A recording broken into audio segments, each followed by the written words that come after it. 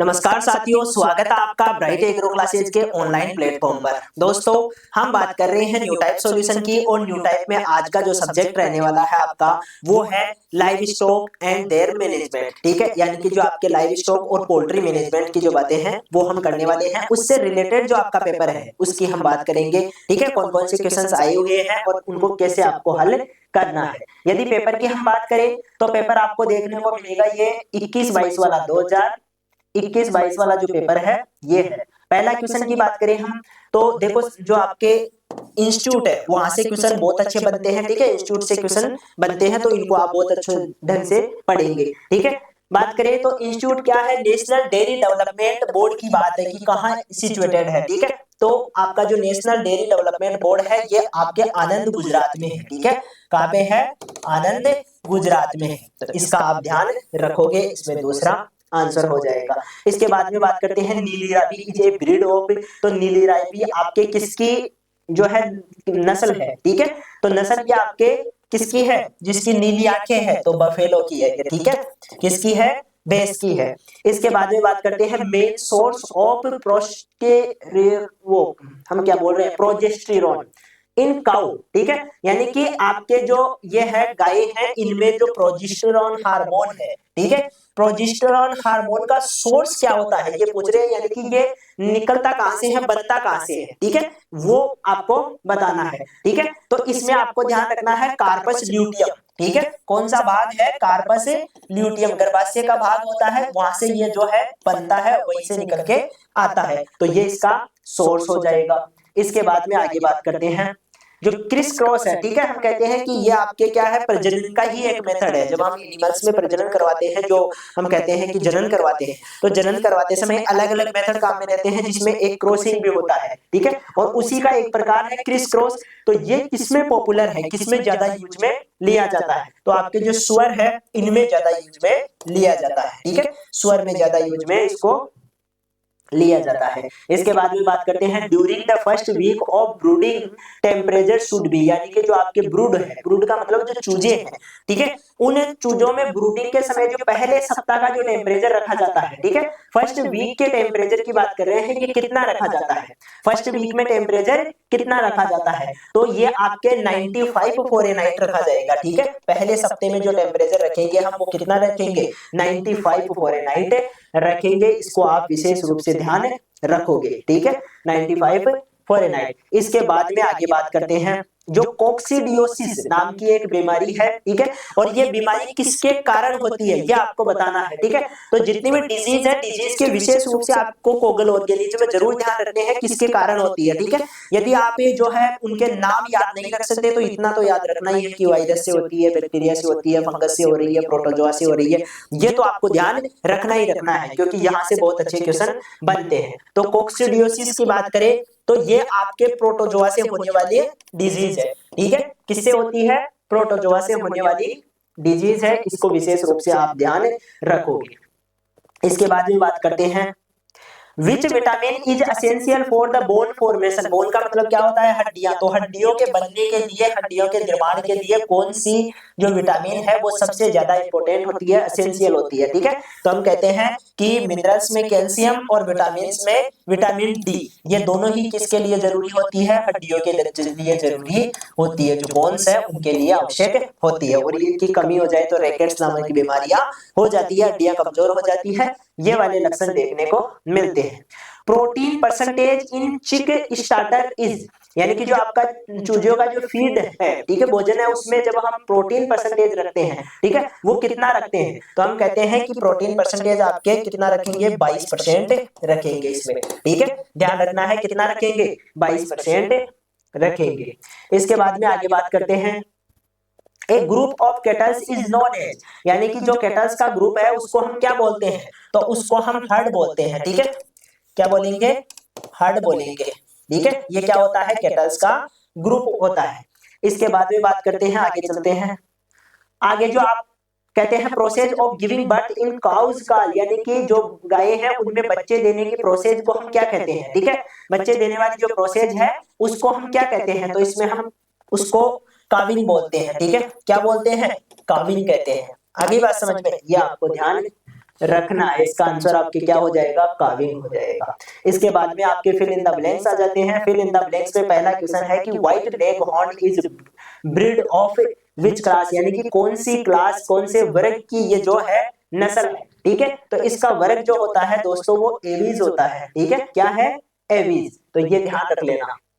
इसके बाद में बात करते हैं भैंसों में गर्भकाल, यानी कि जो आपका भैंसों का जो आपका हम कहते हैं गेस्टेशन पीरियड। ठीक है, ये कितना होता है, गर्भकाल टाइम कितना होता है, तो इसके लिए 310 दिन हम मान के चलते हैं। ठीक है, एवरेज 310 दिन होता है। तो ये ध्यान रखना। खुरपक्का मुंहपक्का दोबारा से जो है रोग से क्वेश्चन आ चुका है, किसके द्वारा होता है, तो सब जानते हैं ये वायरस से होने वाली डिजीज है। ठीक है, खुरपक्का मुंहपक्का आपके मुख्य रूप से कैटल्स में, गाय भैंसों में देखे जाने वाला रोग है। और ये क्या होता है, वायरस से होने वाला रोग है, जिसमें जो है मुंह में फफोले आ जाना। ठीक है, उनमें से पानी टपकना, साथ में जो आपके खुर होते हैं, जो पैर होते हैं, वहां पर भी छोटे छोटे फफोले बन जाते हैं। ठीक है, तो ये जो है इसके लक्षण होते हैं। Colostrum is given at the rate of body weight, यानी कि जो बच्चा होता है, जो आपका छोटा, हम कह रहे हैं कि मुख्य रूप से जो बछड़ा या बछड़ी है, उसके वेट के हिसाब से हम क्या देते हैं, कोलेस्ट्रम, यानी कि खीस खिलाते हैं उसको। तो खीस खिलाते समय हमें क्या सावधानी रखनी चाहिए, कितनी खिलानी चाहिए। ठीक है, तो उसके वेट की 1/10। ठीक है, उसके वेट की कितनी खिलानी चाहिए, 1/10, यानी कि आप चाहे दिन में 3 टाइम खिलाओ, चाहे दिन में 2 टाइम उसको पिलाओ खीस, लेकिन उसको कितनी पिलानी है, 1/10 के हिसाब से। यानी मान लो वो 20 किलो का है। ठीक है, जो बच्चा है वो 20 किलो का है, तो उसमें से सिर्फ आपको 2 किलो ही, तो 1 किलो सुबह 1 किलो शाम में, और 3 टाइम पिला रहे हो तो 750 के समथिंग, या मान लो जो है 600 के समथिंग जो है आप उसको खिला सकते हो। तो ये आपको जो है ध्यान रखना है किस हिसाब से खिलाना है। Best method of milking a cow is, यानी कि काउ में जो दूध दोहने की जो प्रक्रिया है, उसमें सबसे अच्छा मेथड कौन सा है। ठीक है, तो कई प्रकार के मेथड होते हैं, हम कहते हैं चुटकी मेथड होता है, मुट्ठी वाला भी मेथड होता है। ठीक है, इसके अलावा हम संपूर्ण हाथ का इस्तेमाल करते हैं। ठीक है, तो अलग अंगूठा विधि का भी इस्तेमाल करते हैं, तो अलग अलग मेथड होते हैं, लेकिन उनमें से हम ये कहते हैं पूर्ण हाथ का इस्तेमाल करना, जो फुल हैंड है, वो आपके सही मेथड माना जाता है। ठीक है, फुल हैंड, जो पूरी तरह से जो है आपके हाथ का इस्तेमाल करके आप क्या कर सकते हो, दूध दो सकते हो, ये बेस्ट माना जाता है। इसके बाद में भारत में गोवंश की नस्ल सबसे भारी नस्ल है, तो कौन सी नस्ल सबसे भारी है। ठीक है, तो आपके कांकरेज नस्ल जो है इसमें सबसे भारी, गोवंश में कांकरेज सबसे भारी नस्ल होती है। हॉलिस्टन फ्रीजियन नस्ल के लिए जानी जाती है, यानी कि इसका मुख्य जो यूज है वो क्या है। ठीक है, तो होलिस्टन फ्रीजियन को तो हम मुख्य रूप से दूध उत्पादन के लिए ही जानते हैं। ठीक है, किसके लिए जानते हैं, दूध उत्पादन के लिए जानते हैं। तो ये ध्यान रखना, आपका दूध उत्पादन के लिए जानी जाती है होलिस्टन फ्रीजियन, गाय की नस्ल है। ठीक है, चोकला इज ए ब्रीड ऑफ, तो चोकला किसकी वैरायटी है। ठीक है, वो ब्रीड है, ब्रीड का मतलब नस्ल किसकी है, तो चोकला आपके जो है देखने को मिलती है भेड़ की नस्ल। किसकी देखने को मिलती है, भेड़ की नस्ल, सिप की नस्ल देखने को मिलती है। ठीक है, तो इसमें क्या आ जाएगा, भेड़ आ जाएगा। ठीक है, इसके बाद में बात करते हैं मेज इज बेस्ट क्रॉप फॉर। ठीक है, मेकिंग, क्या बनाने के लिए मेज का सबसे ज्यादा इस्तेमाल किया जाता है। ठीक है, तो आपने हे और साइलेज का नाम सुना होगा। ठीक है, साइलेज बनाने के लिए हम किसका इस्तेमाल करते हैं, मेज का इस्तेमाल करते हैं, जवार का इस्तेमाल करते हैं, बाजरे का इस्तेमाल करते हैं। ठीक है, जई का इस्तेमाल करते हैं। इसके अलावा हम कहते हैं कि यदि हमें हे बनानी हो तो हे के लिए हम रिंजके का इस्तेमाल करते हैं। ठीक है, बरसिम का इस्तेमाल करते हैं, इनके लिए हम हे का ज्यादा यूज करते हैं। तो दोनों के लिए आपको ध्यान रखना है। दो भिन्न नस्लों के पशुओं को संघर्ष को, यानी कि जो आपके ब्रीडिंग करवाते हैं, वो दो अलग अलग हम क्या कर ले रहे हैं, अलग अलग ब्रीड, अलग अलग नस्ल ले रहे हैं, तो उसको हम उस मेथड को क्या कहेंगे। ठीक है, तो क्रॉस ब्रीडिंग कहेंगे उसको। क्या बोलेंगे दोस्तों, क्रॉस ब्रीडिंग। इसमें क्या आ जाएगा आपके, क्रॉस ब्रीडिंग इसमें देखने को मिलेगा। ठीक है, तो इसमें दोनों जो पशु है वो क्या है, आपके अलग अलग नस्लों से लिए जा रहे हैं, यानी कि उनमें कोई भी क्या है, समानता नहीं है, अलग अलग नस्लों के हैं, तो काफी विभिन्नता देखने को मिल रही है। तो ये चीज है। इसके बाद में आ जाता है आपका जो 22-23 वाला पेपर है, उसकी हम चर्चा करने वाले हैं। ठीक है, तो ये आपका नेक्स्ट पेपर है, और इसमें सबसे पहला क्वेश्चन जो आपको देखने को मिलेगा, चलो यहाँ है कि भारवाही उद्देश्य नस्ल कौन सी है, यानी कि जिसका यूज हम मुख्य रूप से भार वहन के लिए करते हैं, ठीक है, बोझा ढोने के लिए करते हैं, कहीं भी कोई चीज को ले जाने के लिए करते हैं, तो इसके लिए हम नागोरी का जो है इस्तेमाल करते हैं, ठीक है। साहिवाल दूध वाली नस्ल है, गिर भी दूध वाली है, ठीक है। आपके राठी गाय जो है ये भी दूध देती है अच्छे से, ये दूध वाली है अधिकतर। नागोरी जो है आपके, इसको हम क्या बोलते हैं, भारवाही नस्ल बोलते हैं, ठीक है। तो ये आपको ध्यान रखनी है। इसके बाद में चर्बी का उपयोग किया जाता है, यानी कि जो आपके हम कहते हैं कि चर्बी होती है उसका उपयोग मुख्य रूप से किसके लिए, तो feeding of animal, storage of feeding, water source for animal, ठीक है। तो वाटर के लिए भी नहीं करेंगे, स्टोरेज और फीडिंग के लिए भी नहीं करेंगे, फीडिंग ऑफ एनिमल, यानी कि जो है चर्बी को हम खिलाने में काम में ले सकते हैं, तो ये इसमें ऑप्शन आ जाएगा, feeding of animals. Mineral mixer is added in concentrate mixer of milch cow and buffalo, यानी कि मुख्य रूप से जो आपके खनिज पदार्थ है, लवण है, ये हम मिक्सर करते हैं किसमें, आपके जो कंसंट्रेट है, जो आपका हम कहते हैं बंटा खिलाते हैं, तो बंटे में मिलाने हम नमक मिलाते हैं मुख्य रूप से, ठीक है, मिनरल मिक्सर के रूप में। तो वो मिनरल मिक्सर का कितना परसेंट रखते हैं, ठीक है। तो ये आपके कितना देखने को मिलेगा, 4% देखने को मिलेगा। मिनरल मिक्सर कितना मिलाएंगे, 4% मिलाएंगे, ठीक है। जो आपके भेड़ में मज्जाकर की अवधि कितनी होती है, ठीक है, तो भेड़ में मज्जाकर की अवधि की बात करें तो ये आपके लगभग 16 दिन देखने को मिलती है। कितने दिन, 16 दिन जो है भेड़ की मज्जाकर की अवधि होती है, तो इसका भी आप ध्यान रखोगे। इसके बाद में प्रौढ़ गाय को मुख्य घर प्रणाली में डखा क्षेत्र क्या होता है, ठीक है, यानी कि आपका जो गाय है और पूरी अडल्ट गाय है, बड़ी गाय है, उस गाय के लिए आपको जो घर का एरिया है, ठीक है, उसमें जो ढका हुआ क्षेत्र है वो कितना रखना चाहिए, ठीक है। तो इसमें आपको देखने को मिलेगा 4.5 वर्ग मीटर, ठीक है। कितना एरिया रखेंगे, 4.5 वर्ग मीटर, और ये किसमें रखेंगे, लूज हाउसिंग सिस्टम में, ठीक है। लूज हाउसिंग सिस्टम या इसी को आप कहते हैं ओपन हाउसिंग सिस्टम, ठीक है। इसमें क्या करते हैं, अधिकतर जो एरिया होता है वो खुला होता है और उसमें थोड़ा सा एरिया क्या होता है, छायादार होता है, जिसको हम 1/3 भाग छाया वाला और 2/3 भाग खुला वाला एरिया रखते हैं, ठीक है। तो एरिया जहां पर ज्यादा होता है, जमीन ज्यादा होती है, वहां पर ये मेथड काम में लिया जाता है, और इसमें 4.5 वर्ग मीटर क्या रखा जाता है, गाय के लिए स्थान रखा जाता है, तो काफी स्थान होता है, ठीक है। तो ये ज्यादा एरिया होने की वजह से ही इतना स्थान रखते हैं। इसके बाद में है मुर्गी के अंडे का औसत भार कितना होता है, 58 ग्राम। 57 मिल जाए तो 57 लगा के आ जाना, 58 मिल जाए तो 58 लगा के आ जाना, दोनों ही होते हैं, ठीक है। इसके बाद में internal quality of an egg is judged, ठीक है, यानी कि परखा जाता है। कैसे परखेंगे, किसी भी जो आपका एग है उसकी इंटरनल क्वालिटी को, ठीक है। तो जो कैंडलर है इसके द्वारा जो है हम क्या करते हैं, क्वालिटी का पता लगाते हैं। जो आंतरिक संरचना है, आंतरिक जो प्रक्रिया है उसका पता लगाने के लिए कैंडलर का इस्तेमाल करते हैं। Poultry breeding having black coloured meat is, यानी कि कौन सी ब्रीड है जिसका मांस जो होता है काले रंग का होता है, ठीक है। नॉर्मली जो मांस है आपको या तो रेड या व्हाइट रंग का सा दिखाई देगा, लेकिन इसका जो मांस होता है वो कैसा होता है, काले रंग का होता है, ठीक है। तो ऐसी जो है आपकी ब्रीड एक ही देखने को मिलेगी और वो है कड़कनाथ। क्या है, कड़कनाथ इसका नाम है, ध्यान रखना। असील की बात करें तो ये लड़ने वाली है, ठीक है, ये क्या होती है, लड़ती है, लड़ाइयां करती है ये, तो ये लड़ने वाली नस्ल के रूप में जानी जाती है। इसके बाद में और आगे बात करें तो आगे देखने को मिलेगा आपको मुर्गियों के आहार में प्रोटीन का सर्वोत्तम स्रोत क्या होता है। यदि हमें मुर्गियों को आहार देना है और प्रोटीन देनी है तो प्रोटीन के लिए हम क्या रख सकते हैं, ठीक है। मांस का चूर्ण रख सकते हैं, मछली का चूर्ण या पंख चूर्ण या रक्त चूर्ण। तो मछली का जो चूर्ण होता है वो सबसे बेस्ट माना जाता है, किसके लिए, मुर्गियों के लिए प्रोटीन आहार के रूप में, ठीक है। प्रोटीन आहार के रूप में हम क्या दे सकते हैं, मछली का चूरा दे सकते हैं। तो ये चीजें भी आपको ध्यान रखनी है। इसके बाद में दगनाला बीमारी किसकी कमी के कारण होती है, ठीक है।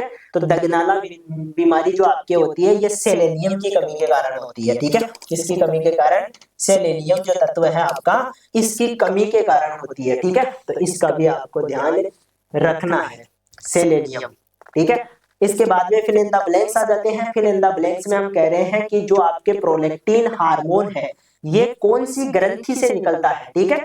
तो प्रोलैक्टिन हार्मोन जो है आपके प्यूटेटरी ग्लैंड से निकलता है, ठीक है। किससे निकलता है, प्यूटेटरी जो ग्रंथि है उससे निकलता है, तो इसमें ध्यान रखना है। भैंस का औसत गर्भकाल क्या होता है, तो दोबारा से ये रिपीट हो चुका है, इसको हम पहले भी देख चुके हैं।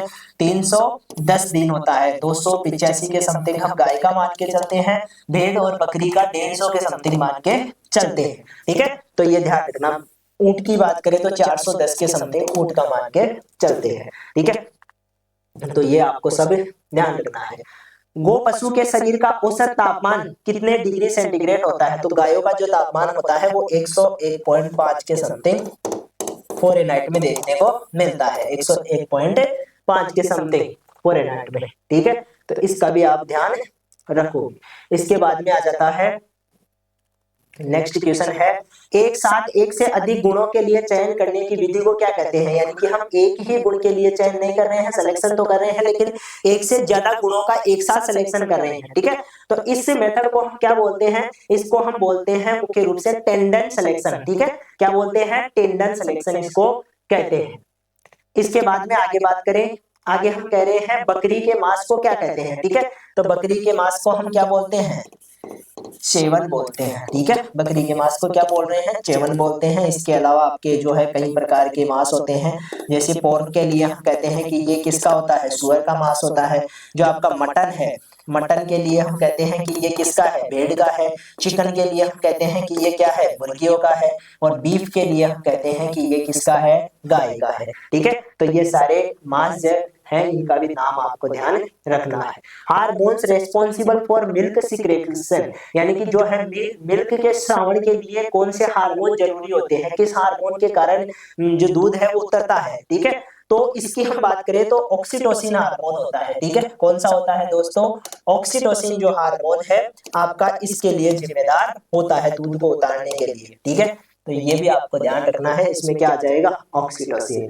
मुर्गी के एक अंडे में कितने किलो कैलोरी ऊर्जा होती है, ठीक है। तो मुर्गी के जो एक अंडा होता है उससे आपको लगभग 75 से 100 किलो कैलोरी ऊर्जा मिलती है, ठीक है। कितनी मिल रही है, 75 से लेकर 100 किलो कैलोरी ऊर्जा प्राप्त होती है, ठीक है।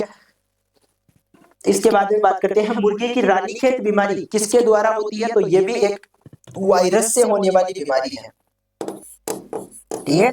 किससे होने वाली बीमारी है, वायरस से होने वाली बीमारी है। इसके बाद में बात करते हैं एल्बुमिन अंडे के कुल भार का कितना प्रतिशत होती है। एल्बुमिन एक प्रोटीन होती है और ये अंडे में पाई जाती है, तो इसका ये कितना परसेंट होती है, ये लगभग अंडे का 60%, यानी कि अधिकतर जो भाग अंडे का बना रही है वो एल्बुमिन प्रोटीन ही बनाती है, ठीक है। क्या होती है, एल्बुमिन एक तरह की प्रोटीन होती है और ये प्रोटीन किस में पाई जाती है, एग में, अंडे में पाई जाती है और कितनी परसेंट होती है, 60% के समथिंग होती है, ठीक है। इसके बाद में बात करते हैं कुक्कुटशाला का उन्मुखीकरण होना चाहिए, यानी कि जो आपकी हम कह रहे हैं कि जो कुक्कुटशाला है, कुक्कुटशाला का मतलब पोल्ट्री हाउस, जो मुर्गियों का रहने का जो घर है उसका उन्मुखीकरण, यानी कि जो मुख है, जो अरेंजमेंट है वो कैसा होना चाहिए, ईस्ट वेस्ट, ठीक है। किस हिसाब से होना चाहिए, ईस्ट वेस्ट के हिसाब से होना चाहिए, ठीक है। East west. अब ईस्ट वेस्ट का मतलब क्या हुआ, ऐसे ही हम दर्शा सकते हैं कि लगभग इस प्रकार का जो है लंबाई ऐसे होनी चाहिए ताकि जो है सुबह की सूरज की जो किरणें हैं वो जो है कुकुट्स को सुबह सुबह प्राप्त हो जाए, जो अधिकतर जो किरणें हैं, ठीक है, वो आपको जो है सुबह सुबह सभी कुकुट्स को मिलती रहे, ठीक है। तो इसके लिए जो है ईस्ट वेस्ट रखी जाती है इसकी, तो ये बातें भी आपको ध्यान रखनी है, ठीक है। ईस्ट वेस्ट, अच्छा ये तो भाई फिर तो सूरज तो कहाँ से उगेगा, तो ये धूप से बचाने के लिए रखते हैं, ठीक है। वो ईस्ट वेस्ट वाला जो है हम मुख्य रूप से वहां पे काम में लेते हैं, धूप जो है जरूरी होती है मुख्य रूप से गाय भैंस के लिए, ठीक है। तो यहाँ तो हम क्या करते हैं, धूप से बचाने के लिए ऐसा करते हैं, इसलिए ये ईस्ट वेस्ट रखी जाती है, इसका ध्यान रखना, आप कंफ्यूज नहीं होना, ठीक है। तो ये हमारे दोनों पेपर थे, इनको हमने डिस्कस कर लिया है। एक इंफॉर्मेशन जो आपके लिए जरूरी है वो हम बता देते हैं, ठीक है। क्या है कि जैसे ही आपका सेमेस्टर खत्म होगा आपको नए सेमेस्टर की तैयारी करनी है, ठीक है। तो नए सेमेस्टर के लिए आपको कहीं भी इधर उधर भागने की जरूरत नहीं है। आपके जो इंस्टीट्यूट है ब्राइट एग्रो क्लासेज, उसने नया जो कोर्स है आपका, ठीक है, नया हम कह सकते हैं कि जो एक तरह से कोर्स की तरह ही है, ठीक है। वो हमने क्या कर लिया है, लॉन्च कर दिया है, तो आपको इसको ज्वाइन करना है, इसमें जुड़ना ना है और बाद में जो है आपकी स्टडी को कंटिन्यू करना है, ठीक है। क्या क्या फैसिलिटीज मिलने वाली है, तो जो है आपका बेच का नाम है वो है हीरा मोती बेच, ठीक है। 4th सेमेस्टर का बेच है। पार्ट जो है आपका सेकंड चलेगा अब इसके बाद में, तो सेकंड सेमेस्टर के लिए है, सभी यूनिवर्सिटीज के लिए। जो कोर्स में मान लो थोड़ा बहुत परिवर्तन है, ठीक है, क्योंकि यूनिवर्सिटीज में थोड़ा बहुत चेंज होता है, अधिकतर जो सब्जेक्ट है वो तो लगभग सेम ही रहते हैं, लेकिन फिर भी यदि सिलेबस में कोई चेंज होता है तो उस हिसाब से आपको जो है क्लासेज दी जाती है, सारा कोर्स करवाया जाता है। साथ में इंग्लिश और हिंदी मीडियम दोनों में आपको क्या मिलेंगे, नोट्स भी मिलेंगे और दोनों में ही आपकी जो है स्टडी होगी, ठीक है।